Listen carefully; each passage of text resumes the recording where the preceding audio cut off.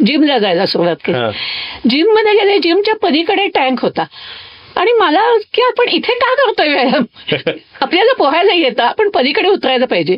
माझ्या स्पर्धेला जाणार आहे तर तू माझ्याबरोबर यायचेस. तर एकदा स्टेट एकदा नॅशनल असं चाललेलंच असायचं. आणि प्रत्येक वेळेला म्हणजे प्रत्येक वर्षीची 4 मेडल्स अशी जमा केली.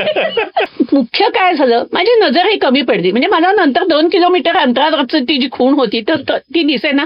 आणि दुसरं म्हणजे लाटा असतात, लाटांमध्ये नाही म्हणजे समजे ना आपण कसं चाललोय ते. आणि त्यात लाटांच्यामुळे दिशा बदलते. तर त्याच्यात एकदा इकडे एकदा इकडे. टँक वरती उतरल्यानंतर 50 मीटर मी सहजच जात होते. बऱ्याच जणांना शिकवलं असं. आणि नंतर फक्त असं व्हायला लागलं की टँकवरचे लोक आम्हाला ओरडायला लागले, तुम्ही फुकट शिकवता आणि आमच्या पोटावर पाय आणता. मग बाबा त्या दुखण्यावरती मात करण्याचं बळ आम्हाला पाणी देतं नक्कीच. तर मंडळी, आजचा पॉडकास्ट हा एक ठरवलं जिद्द असेल तर काहीही करता येतं. एज हे लिमिट नाही आहे हे समजवणारा पॉडकास्ट आहे. त्यासाठी आपण बोललेलं आहे वसुधा कुलकर्णी यांना. त्यांच्याबरोबर 78 वर्षाच्या आहेत त्या, पण त्यांच्याबरोबर त्यांनी स्वतःची हॉबी आफ्टर 60 कशी जोपासली, ती जोपासली नाही तर नॅशनल आणि स्टेट लेवलवरती कसे मेडल मिळवले, तर ह्याबद्दल आपण खूप छान अशी माहिती घेतलेली आहे. चला तर मग बघूया.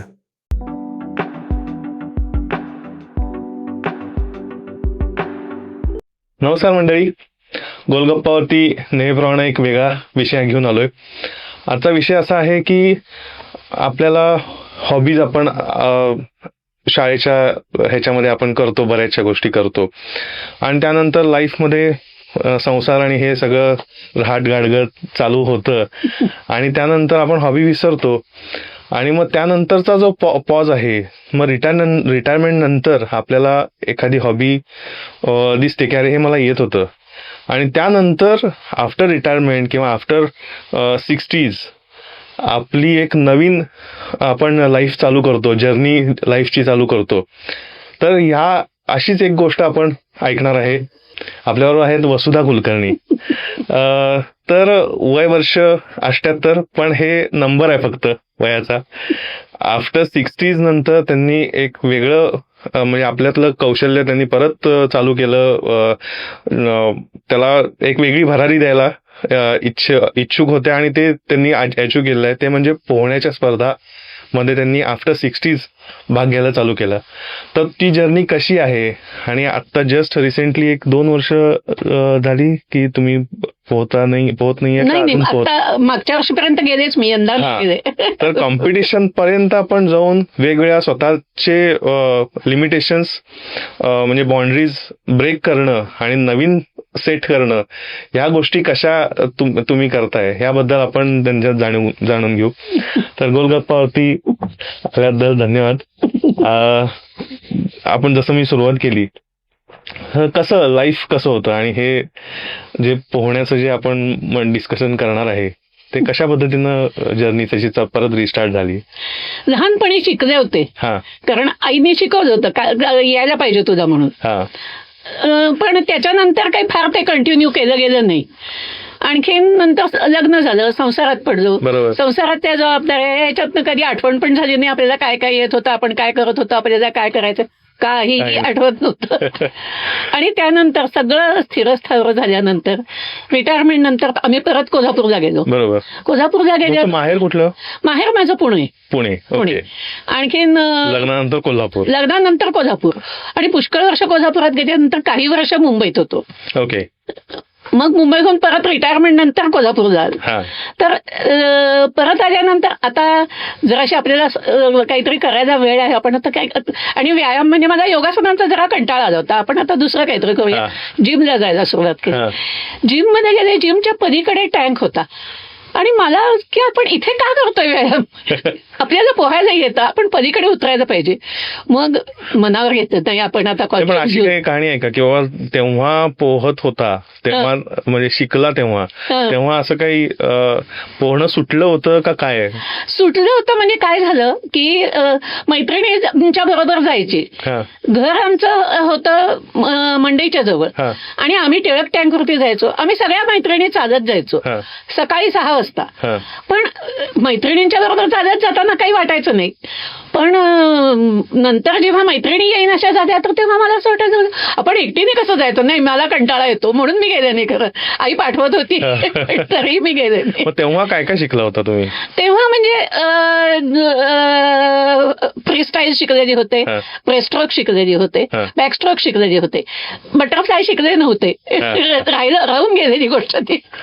आणि फ्री स्टाईल इतका चांगला म्हणजे स्पीड घेणे इतका चांगला नव्हता येत. ओके ठीक आहे ओके होता. पण मग नंतर जेव्हा असं वाटायला लागलं पोहायला म्हणून नंतर टँकवरती पोहायला जायला सुरुवात केली. कॉस्ट्युम घेऊन आले आपल्याला जायचे असं म्हणून उतरताना म्हणजे आपण सूर मारत होतो पूर्वी मारून तर बघूया आणि सूर मारला आणि व्यवस्थित गेला सूर मग इतका आनंद झाला. चला आपल्या बरं पोहता तर येतच होतो आणि म्हणजे पहिल्यांदा किती वर्षानंतर तो सूर मारला होता? जवळजवळ मध्यंतरीच्या काळात मी 12-13 वर्षाची असताना. त्याच्यानंतर कधीतरी आम्ही कुठेतरी गेलेलो असताना उतरले होते 1-2दा नाही अशाचा भाग पण फारसं नाही कुठे. बरोबर. पण ते 12-13 वर्षानंतर डायरेक्ट 60 डायरेक्ट सूर. आणि मग पोहायला सुरुवात केली. मग नंतर अरे आपण नॉनस्टॉप 50 मीटर जाऊ शकतोय. मग आता 50 मीटरच्या तिथे थांबायचं नाही तसंच परत यायचं. मग असं करताना अरे आपण भरपूर पोहू शकतोय. त्या काळात मला एक मैत्रीण भेटली. ती दुसऱ्या टँकवरती पोहायला जाणारी होती. पण ती काही वेळेला इकडे यायची म्हणजे मी तिला निरोप पाठवला होता की इकडे या की जरा आपण भेटूया. तर ती इकडे आली आणखी मग ती म्हणजे चांगली पोहतेस की ग. मी म्हणाली स्पर्धेला जाणार आहे तर तू माझ्याबरोबर यायचेस. तर मी म्हणलं इतकं स्पर्धेला जाण्यासारखं इतकं कुठे दीप. कारण आम्ही काय तिकडे ऍडव्हान्स ट्रेनिंगची मुलं पोहताना बघतो त्यांच्यासारखं आपण कुठे पोहतो आपल्याला नाहीच येत इतकं. तर ती म्हणजे त्या मुलांच्याशी आपण तुलना नाही करायची. आपली वय काहीतरी आहेत आणि आपण जायचं म्हणाली. तू नाही म्हणायचंच नाहीस माझ्याबरोबर तू येतेस. पहिल्या वर्षी आम्ही लातूरला स्पर्धेला गेलो आणि एक म्हणजे पहिल्यांदा बिचकत 50 मीटरला आणि बॅकस्ट्रोक आपल्याला बरा येतो. बॅकस्ट्रोकला 2 म्हणजे 100 मीटर 50-100 आणि बाकीचे एक दोन्ही स्ट्रोक हे 50-50च की जास्त नको बाबा असं सुरुवात होती. तर गेले स्पर्धेला. बॅकस्ट्रोकच्या दोन्हीची गोल्ड मेडल मिळाली. आणि मला मैत्रिणीने सांगितलं होतं तुझा चांगला आहे तुला त्याचं नक्कीच मिळणार आहे. मग बाकीच्या एक ब्रॉन्झ मिळालं एक सिल्वर मिळालं. 4 भागामध्ये आम्ही भाग घेऊ शकतो एका वेळेला. ओके. तर त्यामुळे तुम्ही 4 ह्याच्यात घेतला भाग. नाही पण एका दिवसात त्या 4 नाही 2 दिवस असतात स्पर्धा साधारण. ते शनिवार रविवार असतात साधारण त्याचे ठरलेले. आणखी त्या म्हणजे एकदम नाही पोहायला लागत ते तसा मध्ये गॅप असते त्या याच्यात. तर मग जराशी आनंद झाला चला आपलं. आणि मुख्य म्हणजे स्पर्धेला गेल्यानंतर संबंध महाराष्ट्रातले सगळेजण स्विमर्स आणि 25च्या पुढचे 25च्या पुढचे म्हणजे अप टू 90-95 पर्यंत सुद्धा यायचे. बापरे. तर त्यामुळे तिथे एक चांगला ग्रुप तयार झाला. सगळेजण म्हणजे पुढच्या वर्षी यायचंय हे कबूल करून घेऊनच. आणि तरी सुरुवातीला मी नॅशनलला गेले नाही बरं का. नॅशनलला खूप असेल कॉम्पिटिशन आपण कुठे टिकणार आहोत असं मला वाटलं. पण 1 वर्ष गेले नाही. दुसऱ्या वर्षी ती मैत्रीण म्हणाली इथेच फक्त नाही डुंबायचं तिकडे पण यायचं. बरं चला जाऊया नॅशनल. मग दरवर्षी आम्ही स्टेटला नॅशनलला खूप ठिकाणी आम्ही हिंडलो. म्हणजे पहिल्यांदी अमरावती झालं. अमरावतीला तर 2-3दा गेले मी. अमरावती झालं नागपूर झालं नंतर नाशिक औरंगाबाद कोल्हापुरात आम्ही एकदा स्पर्धा घेतली ती. आणखी बऱ्याच ठिकाणी गेलो. नंतर नॅशनलला राजकोट बेंगलोर नंतर गुलबर्गा कर्नूल आणखीन कुठे बेंगलोर, बरेच ठिकाणी. म्हणजे हे एक आड एक चाललेलंच असायचं. हे एकदा स्टेट एकदा नॅशनल असं चाललेलंच असायचं. आणि प्रत्येक वेळेला म्हणजे प्रत्येक वर्षीची 4 मेडल्स अशी जमा केली. म्हणजे 61 वर्षापासून ते किती वर्षापर्यंत मेडल जमा करताय तुम्ही? 76 वगैरे 77 पर्यंत. आणि मध्ये जराशी एखाद वेळेला अमेरिकेला गेले तर त्या ह्याच्यात राहिलं असं झालं. पण प्रत्येक वर्षी गेल्यानंतर मेडल्स घेऊनच आलो. पण म्हणजे तो एक आनंदही वेगळा होता. बरं, पहिल्यांदा 50 मीटरला भाग घेत होता. नाही, पुढच्या वेळी आपण सगळ्याला 100ला घ्यायचा भाग. आता म्हणजे आपल्याशी कॉम्पिटिशन आहे. बरोबर. मग त्याच्यानंतर 200 मीटर्सची चला आपण 200ला घेऊया. आणि नंतर 400 मीटर असतंय फ्री स्टाईल. कुठलाही स्ट्रोक चालतो त्याचा. म्हणजे 400 मीटर पण बघूया की करून आपण टँकवरती कधी थांबतो? थांबतच नाही टँकवरती. मग आपण 400ला भाग घ्यायचा. 400लाही भाग घ्यायला सुरुवात केली. मग तिथचे बरेच जण स्विमर्स हे याला जात असत. कुठे सी स्विमिंगला. तर मालवणच्या बीचवरती त्या स्पर्धा असतात. बर. आणि म्हणजे त्याचे मुलांपासून मोठ्यांपर्यंत सगळ्यांच्या त्यावेळेला स्पर्धा असतात. मुलांच्यासाठी 5 किलोमीटर असते. आणि मला वाटतं 55च्या पुढच्यांना 2 किलोमीटरच होतात. 2 किलोमीटर म्हणजे आपल्याला जमेल का? मैत्रीण मला म्हणाली, अगं तू फक्त 1 तास पोहतेस ना, तर त्याच्याऐवजी 2 तास पोह, तुझी होईल तयारी. 1 महिना 1.5 महिना तू फक्त 2 तास पोहायला लागलीस की आपण आरामात पोहू शकतो म्हणाली. येच तू म्हणाली पुढच्या वेळेला. आणि मग ठरवलं जायचं. मुख्य काय असतं, या स्पर्धेला गेल्यानंतर तुम्हाला संपूर्ण प्रोटेक्शन असतं. तुमच्या या बाजूला त्या बाजूला बोटी असतात. बरोबर. आणि तुमच्यावरती नजर ठेवलेली असते. म्हणजे आणि तुम्ही जर का समजा दमलायत, तुम्ही हात वर करायचा. हात वर केला की ते बोट तुमच्या पाशी येते, तुम्हाला बोटीत घेतात. तिथून तुमचा ती रेस संपली का परत उतरू शकतो थोड्या वेळानं? नाही, नंतर नाही. म्हणजे तुम्ही दमलात की हात वरती करायचं असं. आणि गेलो स्पर्धेला उतरले. मुख्य काय झालं, माझी नजरही कमी पडली. म्हणजे मला नंतर 2 किलोमीटर अंतरावरची ती जी खूण होती तर ती दिसेना. आणि दुसरं म्हणजे लाटा असतात. लाटांमध्ये नाही म्हणजे समजे ना आपण कसं चाललोय ते.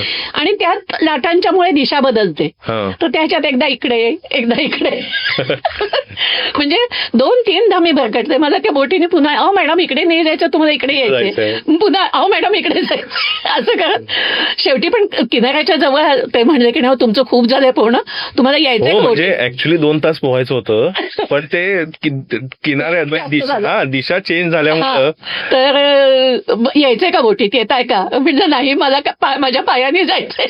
अरे वा. आणि शेवटी पूर्ण केली. मला स्पर्धेला भाग घेताना हे पूर्णपणे माहित होतं की मला मेडल मिळणार नाहीच आहे, शक्यच नाहीये. म्हणजे 55ची बाई जितकी पोहते तर तितकं माझा असणारच नाही स्पीड. तो वयोगट कसा होता? 55च्या वरचा संपूर्ण एकच एज गेट ग्रुप. तर मग नाही आपल्याला मिळणार. पण आपल्याला समाधान आहे ना की मी स्पर्धेत उतरले आणि मी पूर्ण केलं अंतर. बस मला आणि मला खूप आनंद झाला की आपण समुद्रात म्हणजे त्याच्यानंतर जेव्हा आम्ही कुठेतरी बीचवरती जातो, मी चांगली आजपर्यंत जाते. म्हणजे माझ्या बरोबर येणारे सगळे अगं फार पुढे जाऊ नको करतात.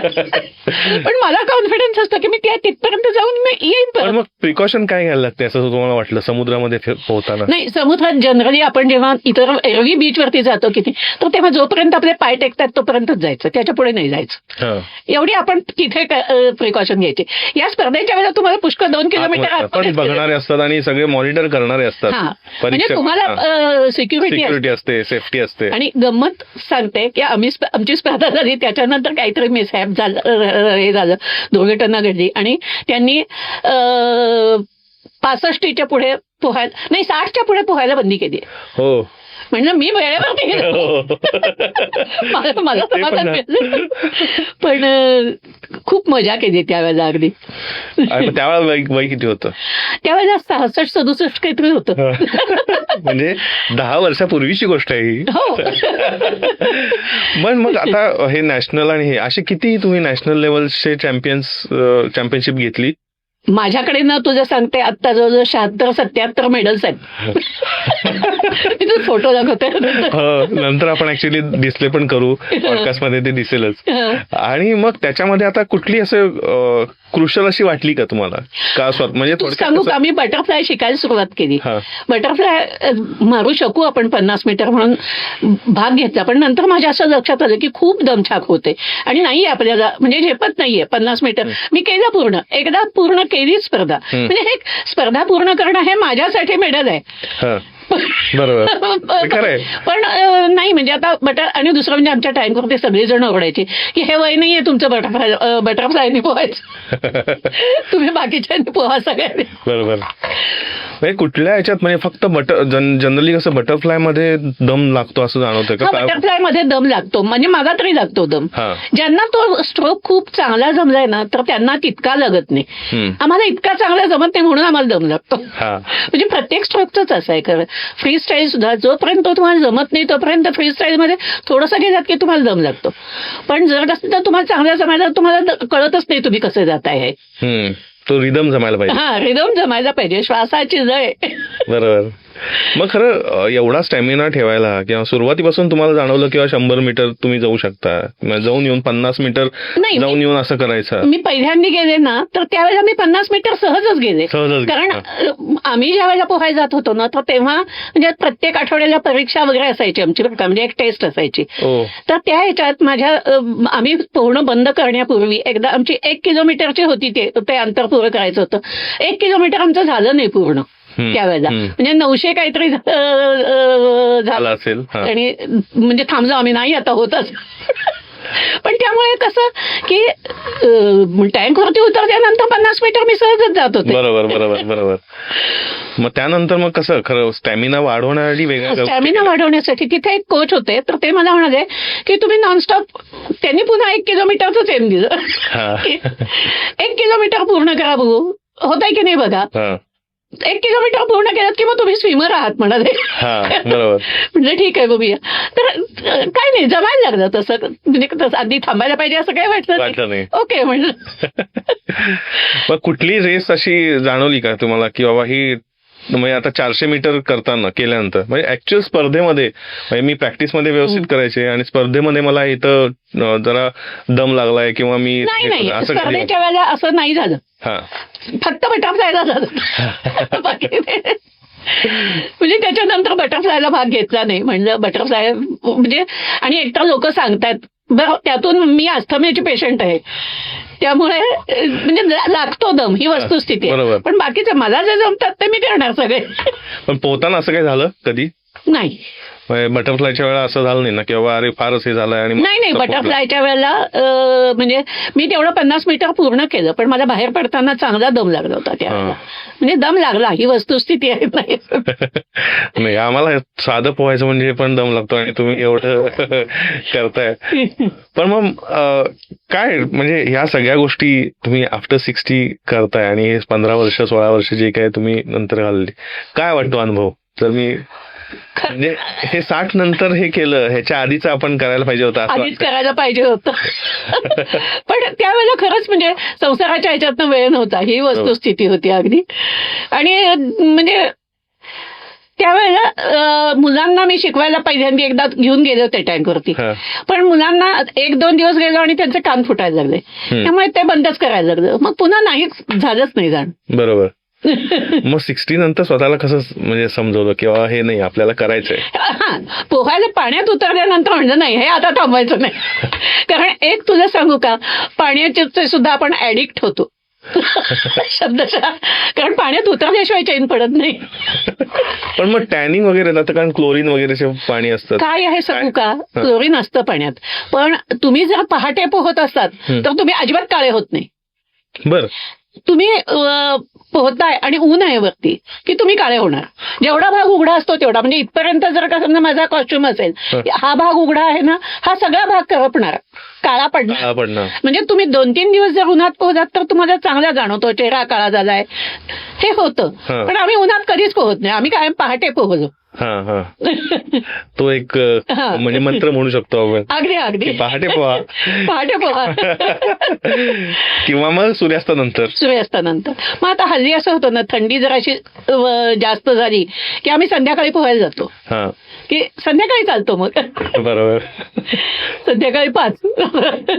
मग आता तुमच्यासारख्या आता बऱ्याच जणांना 60 नंतर ज्यांना पोहायला आवडत होतं आणि त्यांना आता सुरू करू शकतो, तर काय तुम्हाला ही अपॉर्च्युनिटी कशी मिळाली? आणि मी तर सांगू का, मी बऱ्याच जणींना पोहायला शिकवलं बरं का. त्यानंतर ओके हा, म्हणजे आमच्या बिल्डिंग मधल्या तर ज्या मुली म्हणजे त्या संसारात पडलेल्या पण त्यांनी नव्हतं, शिकलेल्या नव्हत्या, तर म्हणलं अरे मी पोहू शकते तर तुम्ही का नाही पोहत. मी म्हणजे आमच्या बिल्डिंग मधनं आम्ही एक 7 सीटर मध्ये संबंध म्हणजे मुलं आणि बायका सगळ्यांना कोंबून आम्ही जायचो. आणखीन मी जवळजवळ त्यावेळेला 7-8 जणींना आणि त्यांच्या मुलांना पण शिकवलं, बऱ्याच जणांना शिकवलं असं. आणि नंतर फक्त असं व्हायला लागलं की टँकवरचे लोक आम्हाला ओरडायला लागले, तुम्ही फुकट शिकवता आणि आमच्या पोटावर पाय आणता. ही वस्तुस्थिती आहे. पण तरीही काही वेळेला बायकांना बायकांच्याकडे शिकायचं असतं आणि आमच्या इथे लेडीज नसायच्या त्यावेळेला. आता असतात म्हणजे सीझनला असतात खरं, बरोबर.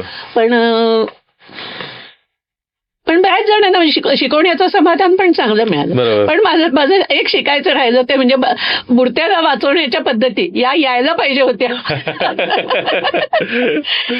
पण असं झालंय का खरं की बाबा ते पद्धती येत नाहीत पण कोणाला बुडताना वाचवलं वगैरे? नाही, तसंच एक तर तुझं सांगू का, टँक आता आम्ही आता सध्या पोहतोय तर तो जास्तीत जास्त 6.5 फूट खोल, बरोबर. इकडे तर 4.5 फूट, म्हणजे तिथे तसं नाही होत. तसं नाही होत. आणि मग आता थोडक्यात ती मैत्रीण किती महत्वाची वाटली तुम्हाला? मैत्रीण तर खूप महत्वाची, म्हणजे ती जर्नी मला ऐकायला आवडेल. मैत्रिणीमुळेच मी गेले आणि त्या आत्ता परवापर्यंत येत होत्या. म्हणजे त्यांची बायपास झालेली आहे, किडनी काढलेली आहे, सगळं आहे. बापरे, खूप तब्येतीचे प्रॉब्लेम आहेत. पण तरीही अजूनही आता स्पर्धेला येत नाहीत, मात्र आता तेवढं नाही होत. पण पाण्यात उतरतात, म्हणजे त्यांचे डॉक्टर सुद्धा म्हणतात एकदा जा पोहायला म्हणजे बरं वाटेल तुम्हाला. बाकीच्या जिम पेक्षा तुम्हाला पोहणं खूप छान वाटतं, खूपच छान. पण त्याच्यानंतर वजन वगैरे उतरणं वगैरे अशा झाल्या गोष्टी? वजन उतरतं अशातला भाग नाही. म्हणजे लोकांचे असतात ना की बाबा, म्हणजे आमच्या टँकवरती येणारे बरेच जण लठ्ठे आहेत पण ते व्यवस्थित पोहतात, छान पोहतात. पाण्यात वजन जाणवत नाही. हा, बरोबर. आणि दुसरं म्हणजे दुखत खूपच असतं ना, पाण्यात उतरल्यानंतर दुखतच नाही. म्हणजे वेदना सगळ्या विसरतो आपण. एकदा माझंच असं झालं होतं की मला सायटिकाचा प्रचंड त्रास झाला. म्हणजे मी अमेरिकेत गेलेले असतात, येताना मी वॉकर येऊन आले आणि मग आता डॉक्टर वगैरे सगळं चाललं होतं. ऑर्थोपेडिकने सांगितलं तुमचं मणक्याचं ऑपरेशन करायला पाहिजे. टेन्शन आलं मग खूप. पण नंतर म्हणलं नाही, आपण फिजिओथेरपिस्टकडे जाऊया. फिजिओथेरपिस्टला माहित होतं मी पोहणारी आहे, तर ती म्हणाली सकाळी माझी ट्रीटमेंट, संध्याकाळी तुमची ट्रीटमेंट. म्हणजे काय, तर संध्याकाळी तुम्ही पोहायला जायचं, माझ्याकडे तुम्ही सकाळी ट्रीटमेंट घ्यायची. म्हणजे सकाळी 3 तास फिजिओथेरपी आणि संध्याकाळी 1 तासभर पुन्हा टँकवरती उतराच. तुम्हाला पोहायला नाही जमलं तर चाला, पण पाण्यात उतरा. आणि पाण्यात उतरल्यानंतर आपल्याला एवढं दुखतंय बाहेर, पण आपण पोहू शकतो. पाणी झेलतंय आपल्याला. अगदी. मग असं म्हणजे थोडक्यात म्हणजे असं हे पण इन्स्पिरेशन आहे ना इतरांसाठी. किंवा जनरली कसं 60 नंतर आपण व्यवस्थित राहणे हे लोकांचं एम असतं. म्हणजे काही दुखणं खुपणं वगैरे ह्या गोष्टी आहेत, हाडं ठिसूळ होतात किंवा मग दुखणी चालू होतात. मग त्यापेक्षा मग बाबा आपण मात करण्याचं बळ आम्हाला पाणी देतं नक्कीच.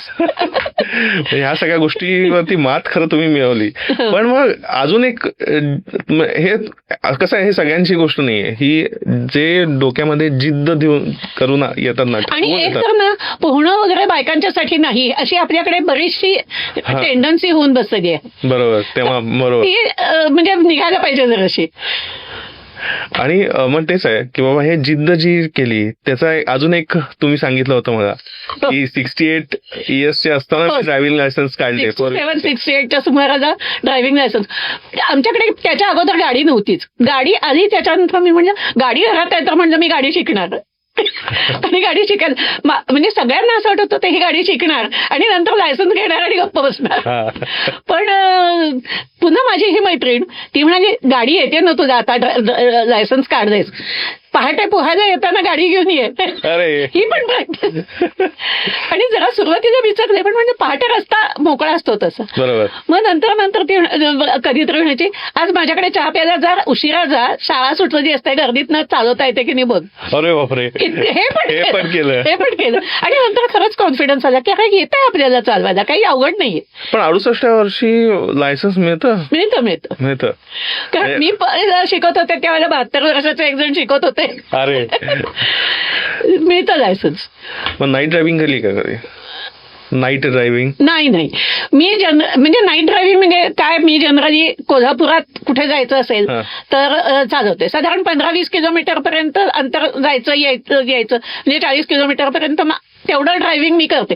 त्याच्यापेक्षा जास्त हे मला करू नाही आपण देत बरोबर की नको आपण ड्रायव्हरला बोलूया असं. ठीक आहे. पण म्हणजे एक 20 किलोमीटर पर्यंत मैत्रिणींना घेऊन वगैरे जायला मजा वाटते खूप. अशा किती ट्रिप्स केल्या अशा काही की 4-5-6 तरी केले असतील. आणि कुठेतरी जाऊन जायचं असं मैत्रिणींना की तुझ्या गाडीत माझा नंबर आहे बरं का असं सांगतात. त्यांना पण सेफ वाटतं की अरे. मग आता ह्याच्यामध्येच आता आत्ताच्या पिढीला काय सांगाल? म्हणजे आता जर मी बघतोय किंवा आताचे 60 नंतरची जे रिटायरमेंट झाल्यानंतरची त्यांना काय संदेश द्याल डीप मध्ये असा? खरं सांगायचं ना तर पाणी आपल्याला खूप संजीवनी देतं. आणि मुख्य म्हणजे तिथे आपल्याला श्वास आणि लय सापडते जगण्याची सुद्धा. खूप म्हणजे तो अनुभवच घ्यायला पाहिजे. बरोबर. आणि प्रत्येक जण घाबरतो म्हणजे पाण्याला, बरेच जण घाबरतात. त्यामुळे माझ्या एका बहिणीला ती 65 वर्षाची असताना मी पोहायला शिकवलं. कारण तिला लहानपणी शिकवलं होतं पण ती अजिबात फारशी गेलीच नाही खरं. आणि मला म्हणजे सगळेजण मला म्हणतात तुझी बहिणी इतकी पोहत आणि तू पोहत नाही. म्हणजे माझ्याकडे यायचं आणि म्हणलं पोहायला आल्याशिवाय परत जायचं नाही. ती पुण्यात तर तिला शिकवायला सुरुवात केली. नंतर मी एकदा पुण्यात आले बरं का, मला काहीतरी माझं काम होतं. म्हणजे पण तू नाही परत जायचंस. माझी बहीण तिथे आहे तिच्याकडे, म्हणजे तुझा ताईकडे. आणि म्हणजे स्कूटर तुझा देते की म्हणजे स्कूटरवर जा म्हणजे तुझी तू. आणि मैत्रीण माझी तिथे, म्हणजे आम्ही नंतर एकाच टँकवरती जायचं. म्हणजे त्या तिथे आहेत तर त्या शिकवतात तुझा म्हणजे. पण तिथे सुद्धा म्हणजे 8 दिवसात आलं तिला व्यवस्थित. म्हणजे तिचा सुद्धा जो भीती होती तर ती गेली. पण नंतर फार तिने कंटिन्यू केलं नाही. नाही कोणी म्हणजे नॅशनल लेवलची बक्षीस किंवा असे कॉम्पिटिशन मध्ये जाणारे रेअरच असतील. नाही असतात, पुष्कळ असतात. आणि म्हणजे आता हे आम्ही कॉम्पिटिशनला गेल्यानंतर हे जाणवतं बरं का. एक जण स्विमर होते सांगलीचे, तर ते कितव्या वर्षीपर्यंत आले असतील? 97. बापरे. 97ला ते गोंदियाला स्पर्धेला आले होते. सांगली टू गोंदिया स्लीपर कोचचं त्यांचं रिझर्वेशन होतं. तिथे रेल्वेचे जिने वगैरे चढणं उतरणं फक्त त्यावेळेला त्यांचा कुणीतरी हात धरायचं. एरवी त्यांचं कपडे बेताचंच असायचं. शबनम मध्ये एका ते कपडे घेऊन यायचे, तेवढंच सामान. ते कधी त्यांनी दुसऱ्या कुणाला धरायला सुद्धा दिलं नाही. बापरे. आणि म्हणजे कुठे त्यांना आधी इथे रिक्षा आणून द्यायला पाहिजे असं काही नव्हतं. सगळ्यांच्या बरोबर असायचं ते. आम्हाला, मी म्हणलं खरं या माणसाचे इन्स्पिरेशन आपण कायम घ्यायला पाहिजे. ते 98 वर्षापर्यंत होते मला वाटते. पण त्यांची मुलं नंतर सांगायला लागली अहो सांगत जाऊ नका हो स्पर्धा आहेत म्हणून. ते मागे लागतात. ह्याच्यातून असं वाटतं की झिंग आहे खरंच आहे. म्हणून मी सांगितलं ना ऍडिक्ट आहे. ऍडिक्शन आहे अगदी. मग आता सध्या पोहणं कसं म्हणजे टँकला जाते. अगदी खूप जर थंडीचा कडाका असं वाटलं तर नाही जात. कारण जरा म्हणजे अस्थम्याचं आहेत आतमध्ये ते, तर मग त्याची जास्त परीक्षा बघायची नाही. पण जराशी म्हणजे आता थंडी सकाळी आहे दुपारी नाहीये तर मग दुपारी पाण्यात उतरायचं. घरून सपोर्ट कसा होता? घरून सपोर्ट यांचा कधीच विरोध नव्हता कुठल्याच गोष्टीला. तुला काय पाहिजे ते कर. म्हणजे कुठल्याही गोष्टीत घरातून विरोध नाहीच झाला कधी. बरोबर. आणि काय सांगाल की बाबा ह्या पिढीसाठी किंवा आता म्हणजे थोडक्यात कसं की आता करिअर पण आहे, लोक छंद पण जोपासतायत, तर मग त्याच्यासाठी मग स्विमिंग हा कसा छंद होऊ शकतो आणि ते पूर्ण आपल्याला आयुष्यभर कसं हे होऊ शकतं? एक कायम चालू ठेवण्याजोगा व्यायाम आहे खरं म्हणजे हा. म्हणजे जर कसं तुम्ही लहान वयात शिकलेले असतात तर हे कायम चालू ठेवावं. हा त्याच्यातनं आपल्याला म्हणजे आणि दुसरं म्हणजे खूप मोठी एनर्जी मिळते रे. म्हणजे मी इतर सगळ्या प्रकारचे व्यायाम करून बघितले, पोहण्यातनं जी एनर्जी मिळते दिवसभरासाठी ती नाही कशाने मिळत. वा, भारी अशा गप्पा झाल्या की बाबा म्हणजे थोडक्यात कसं आहे की आपण बघितलं की जिद्द ही महत्वाची असते, पण एक मैत्री पण आपण याच्यात बघितली की जी पूर्ण सपोर्ट करत असते की तू कर, तुझ्याकडून करू शकतेस आणि या गोष्टी होऊ शकतात. पण याबरोबरच स्वतःलाच पारखून स्वतःलाच पुढे नेणं, म्हणजे 100 मीटरचं करणं, त्याच्यानंतर मग तिथून मग परत आपल्याला स्वतःलाच चॅलेंज करायचं आहे. ही वृत्ती आपल्याला जर जोपासली तर कितीही व्याधी असल्या, कितीही काही असलं तरी आपण ह्याच्यातून मात करू शकतो. फक्त मेंटल स्टॅबिलिटी ही पाहिजे आणि आपल्याला ठरवणं हे गरजेचं आहे. एकदा निश्चय केला की काहीही गोष्टी आपण करू शकतो, नॅशनल लेवलचे पारितोषिक पण मिळू शकतो. या गोष्टी आपण यांच्याकडून बघितलेल्या आहेत. तर खरंच खूप मस्त गप्पा झाल्या. तर गोल गप्पावरती आल्याबद्दल खूप खूप धन्यवाद.